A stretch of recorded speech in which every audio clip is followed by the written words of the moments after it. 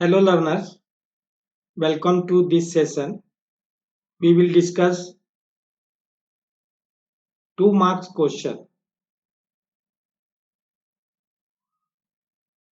from science subject. Chapter 4 Carbon and its compounds. ये आपके exam में बहुत हेल्प करेगा और हमें आशा है इस तरह के क्वेश्चन आपसे पूछे जाएंगे। तो पहला क्वेश्चन ये है, ये आपके स्क्रीन पे, the element carbon form a very large number of compound, give reason for this fact. Carbon is the only element that can form so many different compounds because each carbon atom can form 4 chemical bonds to the other atoms. And because the carbon atom is just the right small size to fit in comfortably as parts of very large molecules. दूसरा question आपके सामने है, covalent compound generally don't conduct electricity. Why? Covalent compounds generally don't conduct electricity.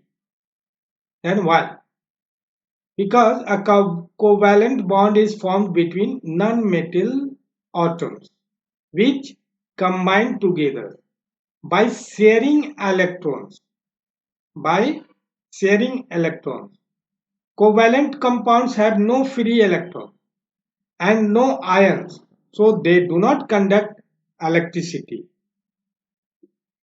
यहां तक तो समझ में आ गया होगा कि कोवैलेंट कंपाउंड जनरली कंडक्ट नहीं करता है इलेक्ट्रिसिटी। क्यों? क्योंकि वो जो बॉन्ड फॉर्म करता है नॉन मेटल एटम्स जो कंबाइंड रहते हैं साथ साथ, किससे? शेयरिंग इलेक्ट्रॉन से।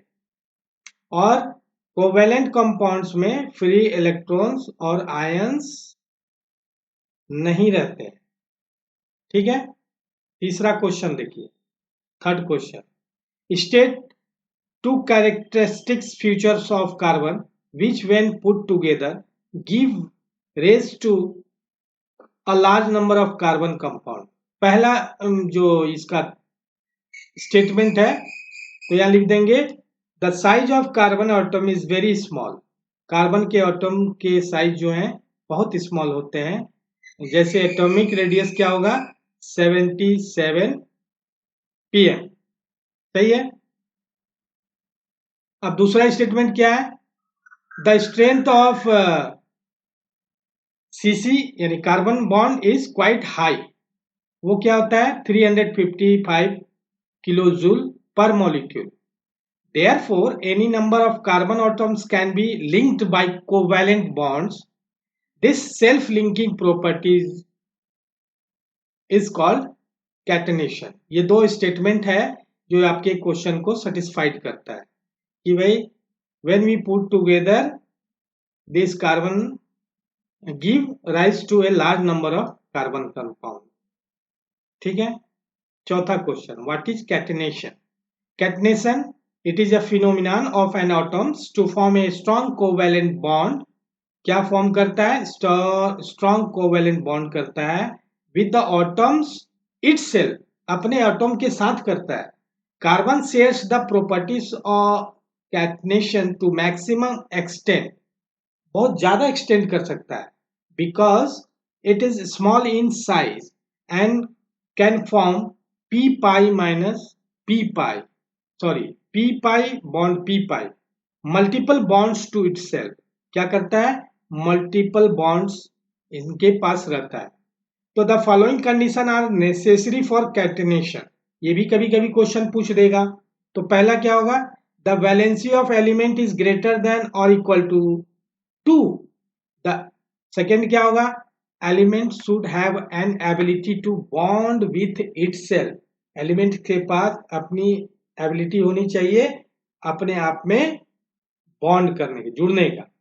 तीसरा क्या होगा? The self bond must be strong as its bond with other molecules, और जो self bond must be strong as its bond with other molecules, ये भी होना चाहिए।